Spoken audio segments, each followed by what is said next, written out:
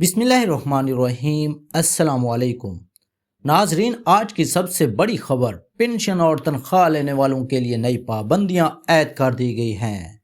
تفصیلات جاننے کے لیے ویڈیو کو آخر تک دیکھیں۔ حکومت نے ایک اہم فیصلہ کرتے ہوئے بیک وقت پنشنز اور تنخواہ لینے پر مکمل پابندی عائد کر دی ہے۔ 23 اپریل 2025 کو جاری کردہ نوٹیفیکیشن میں اس پالیسی کا باقاعدہ اعلان کر دیا گیا ہے۔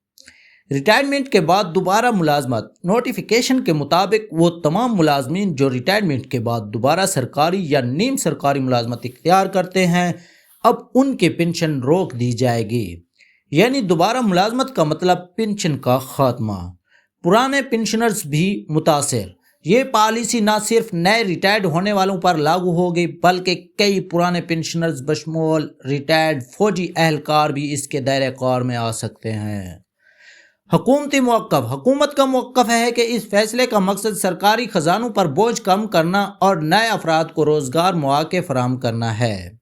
واضح ہدایات۔